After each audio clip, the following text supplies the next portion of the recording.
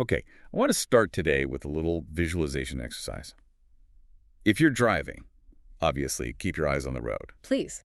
But for everyone else, just for a second, I want you to picture your identity, the core you. Hmm. When you think about who you really are, your history, your personality, your soul, whatever, what object do you see? That's a heavy question right out of the gate. It is, but bear with me. Do you see something like a statue? You know, carved out of marble, solid, permanent. It's got a nice little plaque with your name on it. Right, something fixed. Or do you see something else? Maybe something more like, I don't know, cloud formation or a storm front moving across a map. Well, I think most of us, if we're being honest, we want the statue. We crave it. We do. We crave that solidity. We want to be able to say, this is who I am, full stop, deal with it. Right. Because the other thing feels unstable. You know, if I'm a cloud, I can just be blown away. But today, our deep dive is into a source that argues that whole statue version of ourselves is, well, a lie. And not just a lie, but a restrictive one, a suffocating one. Exactly. We're looking at an essay called Gestalt Sovereignty, The Self as a Field Under Revision. It's by Jaime Hoerricks, Ph.D. And this is not some dry academic paper. I mean, it's a lot of things. It's part memoir, part philosophy, part cultural history even. Hoerricks is basically trying to map out the physics of memory. And the central idea, the big metaphor, is that the self isn't an object, it's a weather system. Mm-hmm. And honestly, my first reaction to that was, okay, that's poetic, but what does it actually mean? Yeah, it sounds a little bit like an inspirational poster. A little bit, yeah. But once you dig in, Hoerricks isn't just saying be like water in some vague mystical sense. They're describing the cognitive reality of how we experience time. Okay, go on. We think we live on this neat timeline, past, present, future. But Hoerricks argues that memory just doesn't work that way at all. And if memory isn't linear... Then your identity can't be a fixed statue. Exactly. It just can't be. Okay, so let's get into it. The essay kicks off with a really specific trigger. A moment that just shatters that timeline. Right. The author is just sitting in a room. Everything's normal. It's what Hoerricks calls the domain of the ordinary clock. Right. The clock on the wall is ticking. Time is moving forward 1 second after another. Very polite. Very polite. And then someone speaks a name. Genesis P-Orridge. And the room tilts. The description is so vivid. Hoerricks writes about the ordinary clock pretending to be in charge and how it just suddenly loses all its power. They say the name arrived like a door opening in a house I thought had only one floor, which, by the way, is a terrifying image. It is. You think you know the layout of your own mind, and then whoosh, there's a basement you never knew existed. Yeah. And that's the key part we have to talk about, the visceral part of memory. This isn't recalling a fact like, oh, Genesis P-Orridge, born 1950. It's a somatic experience. Right. Hoerricks is suddenly back in damp clubs where sound pressed its thumbs into my ribs. Pressed its thumbs into my ribs. What a phrase. It's that deep bass that just rattles your whole skeleton. You can feel that. But here's the insight, right? When that happens, when that sensory detail hits you, the smell of spilled beer, the sound of the club, you're not just remembering. No. You are physically inhabiting multiple times at once. The ordinary clock is just. It's a useful lie we tell ourselves to function day to day. But the brain is a time machine. And this leads us to the line in the text that just stops you in your tracks. Okay. Hoerricks writes, the present tried to keep its manners, but the field had other ideas. Memory doesn't cue, it flocks. Memory doesn't cue, it flocks. I really want to push on this because flocking is such a specific image. We usually think of memory like, I don't know, a filing cabinet or a photo album. You flip the pages, 1999, 2000, 2001. That's a cue. That's a cue. It's orderly. Right. A cue is linear. It's first in, first out. But a flock of starlings, a murmuration, it's thousands of birds moving as this one giant fluid entity. There's no leader. There is no straight line. If one bird turns, the whole shape shifts instantly. So memory it's reactive. It's associative. It's environmental. So in the text, hearing the name P-Orridge doesn't just pull up one file. It pulls up an entire ecosystem. Yeah, Hoerricks mentions a book called Painful but Fabulous, Leaning Up Against the Smell of Stale Beer. And the sound of someone's laughter. Lady J's laughter brushing against the edge of a modern classroom. And that's the chaos of it. You're in a classroom now, but the laughter is happening then, and they're all just crashing into each other. And that collision, that's what Hoerricks calls a gestalt. Okay, pause there. We hear that word a lot, gestalt. The whole is greater than the sum of its parts. But what does it mean in this context? So, in psychology, Gestalt is about how our brains find order in chaos. We group things together, we close the loops. When Hoerricks talks about Gestalt sovereignty, they mean the authority of that messy, combined whole. So the you of today isn't just the person sitting here right now. No, the you is the person sitting here, plus the damp club from 20 years ago, plus the book you read, plus the grief you're holding. That whole swirling mess is the sovereign entity. Which explains why it feels so overwhelming.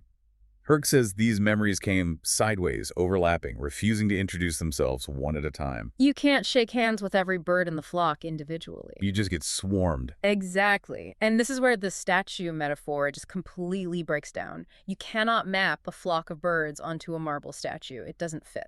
So if your internal reality is this swarming, shifting flock, your identity has to be fluid. It has to be your weather system. Okay, I'm buying into the weather system idea. But let's talk about the specific storm here. Yeah. Because the scaffolding for all this, as Hoerricks calls it, is Genesis P-Orridge. And for listeners who might not know, this is not just some random musician. No, and this context is absolutely crucial. If you miss who P-Orridge was, you miss the entire weight of the essay. Genesis P-Orridge founded industrial music, sure, but they were also the architect of a project called Pandrogyny. Pandrogyny. It was a literal surgical attempt to merge identities with their partner, Lady J. Breyer. I mean, literally.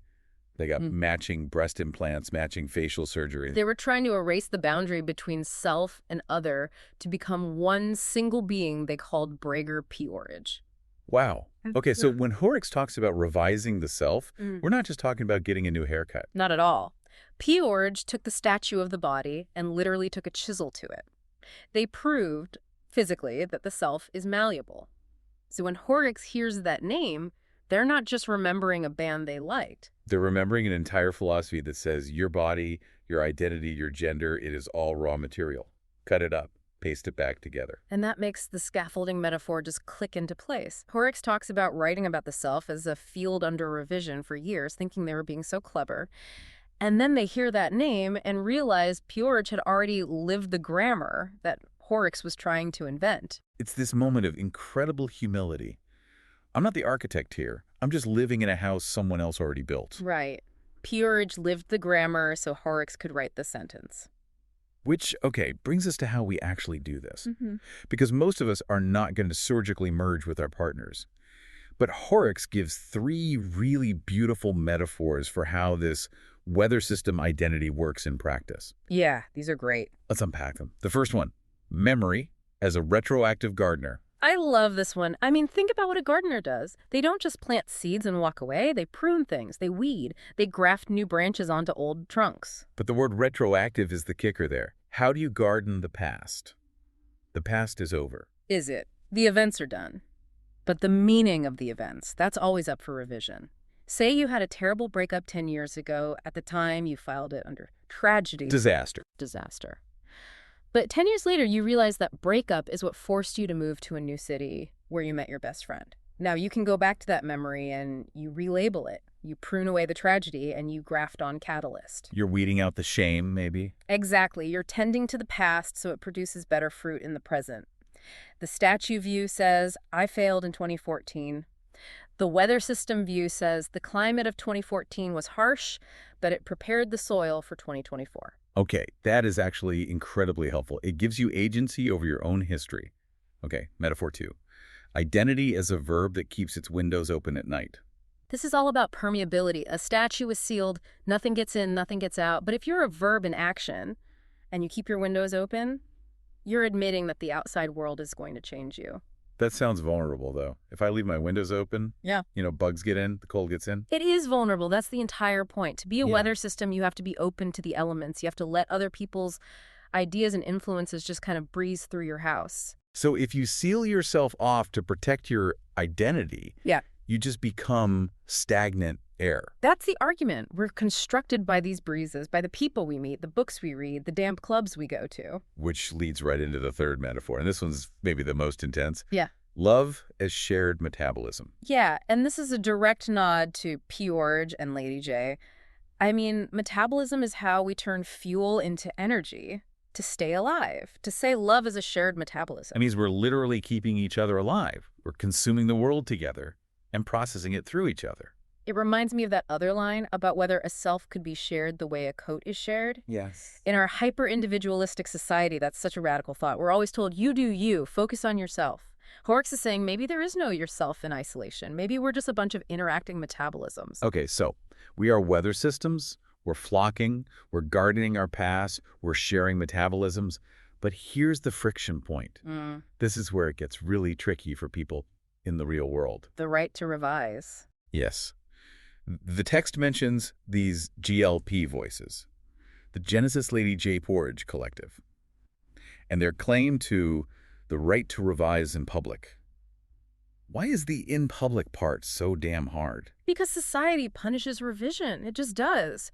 Think about it. If a politician changes their mind on an issue, what do we call it? A flip-flop. Yeah. We say they have no conviction. Exactly. Or if a friend suddenly changes their career or their style or their beliefs, our first question is, are you okay? You seem unstable. We want people to be statues because it makes us feel safe. If I know you're the funny guy or the reliable accountant, and one day you decide you're a poet, it messes up my map of the world. Yes. We demand consistency from others so we don't have to expend energy figuring them out all over again.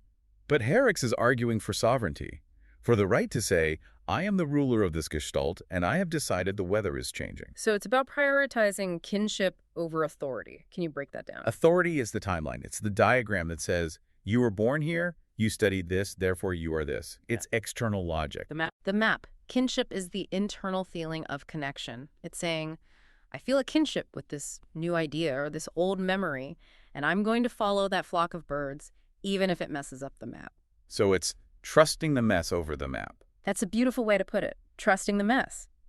That's why Hoerricks talks about refusing diagrams and timelines, because they're static. They can't capture a storm. There's a phrase in there that really stuck with me, meaning can arrive, late yet true. That's the ultimate validation of the retroactive gardener, isn't it? Just because you didn't understand who you were at 20 doesn't mean you were wrong. And figuring it out at 40 doesn't mean you're late. It just means the weather pattern finally shifted enough for you to see the landscape clearly. It feels like forgiveness. It is forgiveness. It's forgiveness for not being a statue. Yeah.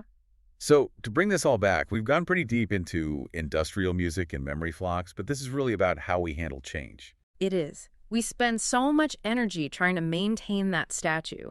We hide our contradictions because we don't want to look flaky. We suppress the flock of memories because they don't fit the official story we're telling. And Hoerricks and P-Orridge before them are just saying, stop it. Let the room tilt. Let the room tilt. Acknowledge that you are standing on scaffolding built by the people you've loved and the art you've consumed. And that instability you feel, that's not a bug. That's the feature. That's just the weather. I love that Hoerricks ends on gratitude. They talk about the courtesy of the past. They're not freaked out by these voices. They're grateful that P-Orridge built the grammar so they could speak. We all have those ancestors, right? Literal or metaphorical. The people who broke the rules so we could see the rules were breakable in the first place. So here's the thought I want to leave everyone with today. I mean, really sit with this. If your identity truly is a weather system and not a statue, and if you have the right to revise in public, what version of yourself are you holding on to, just out of stubbornness? What part of you is a statue that's actually preventing the weather from changing? And if you just let it melt, what would flock in to replace it? Maybe it's time to open the windows, even if it gets a little cold. Thanks for diving deep with us. Anytime. We'll catch you in the next storm.